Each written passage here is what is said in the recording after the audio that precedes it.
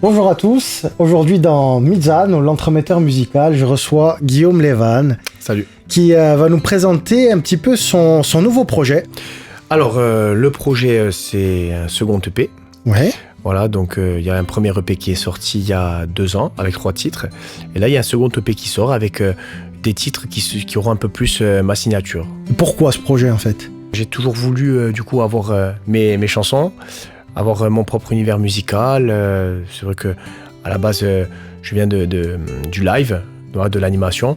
Et là, c'est vrai que le fait d'avoir mes propres créations, pouvoir dire des choses, la musique, pour moi, c'est une manière de m'exprimer, voilà, de mettre des mots sur comment je me sens, sur la société.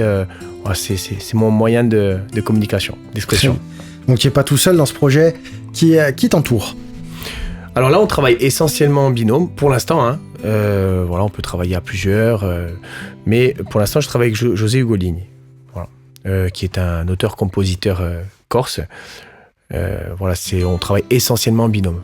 On coécrit, on co-compose des chansons. Donc que ce soit au travers de ton précédent projet, ton précédent EP, de celui que tu es en train de poursuivre, qu'est-ce que tu as envie de transmettre aux gens ? Alors déjà, j'ai envie de transmettre, partager mon regard sur le monde. Donc ça peut aller sur des sujets, je peux me balader dans la rue, je peux voir quelque chose qui me touche, je le note sur le téléphone, après j'en fais une chanson. Ouais. Les valeurs, mes principes, mes valeurs, mais surtout aussi la musique. Je m'éclate quand je fais de la musique. Ouais, c'est le but. Donc je joue. Donc la guitare, le piano, ça me plaît. Écrire, composer, ce sont vraiment ça me plaît énormément. Donc vu que ça me plaît, je veux transmettre ça aux gens. Là, tu prépares un showcase acoustique en version un petit peu intimiste ici à Tom Studio devant une 30aine de personnes. Qu'est-ce que ce genre de configuration, ce type de live représente pour toi ? Alors déjà, ce sont les configurations qui font le plus peur. C'est clair. Parce que tu es là, les gens ils sont là, toi tu es là. C'est clair. Non, j'y tenais vraiment parce que ça lance du coup... on a été obligé, tu as vu, de finir les titres. C'est ça. J'aime pas trop le mot obligé parce que bon... Non, mais ça met un enjeu. Voilà, ça met un enjeu, voilà, exactement. L'aspect, donc du coup, pour revenir à ce que tu m'as dit, acoustique, intimiste, c'est aussi montrer aux gens qui me suivent depuis le début, donc les proches et les moins proches aussi, les gens qui aimeraient un peu plus me connaître, pouvoir partager, voilà, de manière du coup intimiste. Et aussi, il y a le côté acoustique, donc guitare, piano, voix, avec juste un kick pour marquer le rythme. Là, en fait, tu es mise à nu. Ouais. Donc, ça t'oblige vraiment à travailler vocalement, à travailler vraiment vu que tu es mise à nu, tu n'as pas trop le droit à l'erreur, entre guillemets. C'est ça. Puis avec les gens vraiment proches, de voir aussi la réaction des gens, c'est pas... Tu l'as de suite, on va dire. C'est ça. Tu sais, quand il y a le silence, comme ça... Non, voilà, mais c'est un peu comme au théâtre, voilà, quand les rideaux s'ouvrent et que voilà, tout le monde... Moi, j'aime beaucoup. Et puis, je trouve intéressant avec la démarche que tu as de vouloir transmettre des choses aux gens. C'est un exercice pas facile, mais un exercice duquel il y a des choses à tirer et ça va être top. Alors, comment tu t'es préparé justement pour ce live ? Alors déjà, je travaille avec Sébastien Mazzoni au piano. Je voulais parler de lui parce que il travaille très très bien, c'est un très bon pianiste, très gentil en plus, on est devenus amis. Donc j'ai travaillé avec Seb sur les arrangements, donc arrangements acoustiques pour cette session-là, qui seront peut-être différents de ce qu'il y aura sur l'EP ou sur l'album. Donc on a travaillé avec Seb depuis quelques mois, maintenant depuis 2 mois. Ça c'est l'aspect des arrangements, les structures et tout. Donc on a finalisé aussi les chansons avec José Ugolini, l'écriture, la mélodie. Et l'aspect technique, vocal et aussi l'interprétation. J'ai travaillé avec une personne que tu connais très bien, Michael D. James, je peux le citer parce que c'est un coach vocal, pour moi très performant, du moins pour moi, pour le chanteur que je suis, qui m'a beaucoup apporté. On a travaillé vraiment, on est allé en profondeur sur l'interprétation. Parce que c'est vrai que quand il y a tes chansons, il faut créer quelque chose. Donc il faut les créer écrits, mélodie, mais il faut créer aussi une interprétation que personne n'a jamais faite. C'est ça. Donc on est allé chercher de ce côté-là. Là, on a parlé un petit peu des projets en cours, enfin en tout cas de tout ce qui est récent et de ce qui va venir.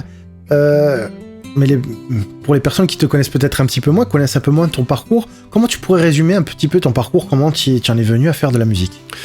Alors, première guitare à 13-14 ans. Donc, dès que j'ai touché la guitare, j'ai arrêté la PlayStation. Ça a été un coup de foudre, hein, la guitare, hein, je te le dis comme ça. Hein. Je la lâchais plus. Après, j'ai commencé au chapeau. Donc, à la Marane, en Corse, c'est une région de Corse où il y a la plage et camps de vacances, pour ceux qui ne connaissent pas. On a commencé au chapeau avec un ami, Pierre-Louis Girogne, mais que je salue.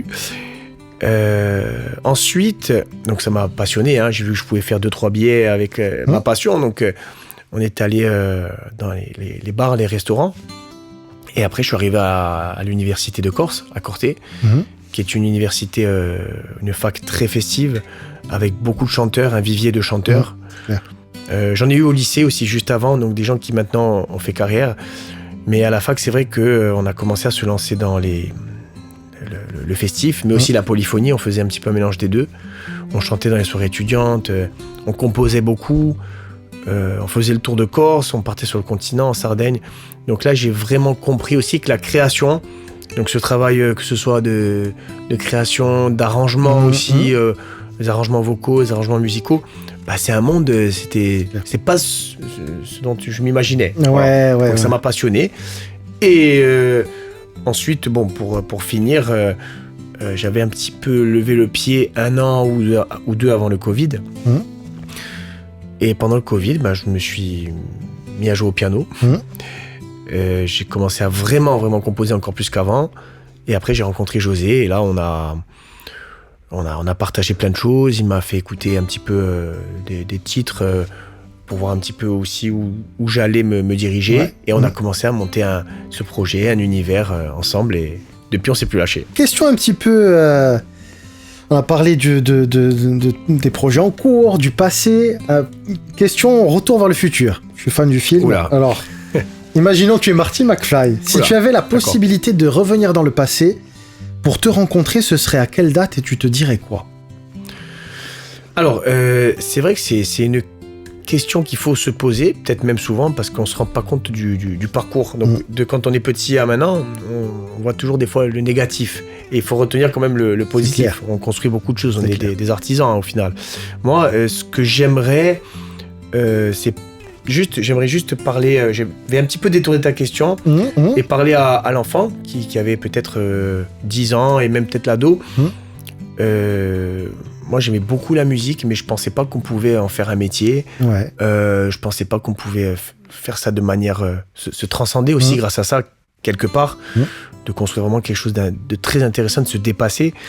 Donc, juste, je regrette rien, mais pour répondre à ta question, j'aimerais juste pouvoir dire ok, tu peux y aller, tu es fait pour ça, n'hésite même pas. Voilà, là, tu es en train de te prendre la tête sur des choses qui... Mais là, vas-y, c'est ta cam, il faut que tu y ailles. Juste ça, voilà. C'est déjà beau d'avoir ce genre de conseils-là. Si on pouvait se les redonner, c'est vrai que ça changerait peut-être beaucoup de choses sur... mais je regrette rien, parce que les erreurs, on sûr. sait que enfin, les erreurs, Ouais, les ajustements de parcours. Oui, voilà, ouais. C'est ça. Parlons encore du parcours. Comment est-ce que tu vois la suite de ta carrière? On va parler déjà de l'avenir proche, je pense que ça sera déjà bien. Alors, déjà, moi j'aimerais vivre de ma passion. Voilà, vivre de mes créations. Donc, dans l'avenir proche, ce qu'on va faire, c'est qu'on va déjà se concentrer sur l'EP. Donc, peut-être 4 titres, 3 titres, 5 titres, 6 pour l'instant, on n'a pas encore défini. Donc, j'aimerais sortir ça cette année, 2025-2026. Et le produire sur des premières parties, festivals, de partout où il y a de la création. On attend de la création, du spectacle, voilà, me monter aussi une équipe avec des musiciens, parce que là c'est sur de l'acoustique, mais après avec une équipe, batterie, basse, guitare électrique ou d'autres, voilà, pour ces chansons. Merci Guillaume pour cette interview, pour avoir parlé de ton parcours, de tes projets. Avant de se quitter, est-ce que tu nous jouerais bien un petit morceau en acoustique? Absolument, je vais jouer une chanson qui est déjà sortie. Voilà, les autres, les gens la découvriront pendant la soirée. Très bien. Et voilà. Donc, merci pour tout encore. Merci à toi, c'était très agréable.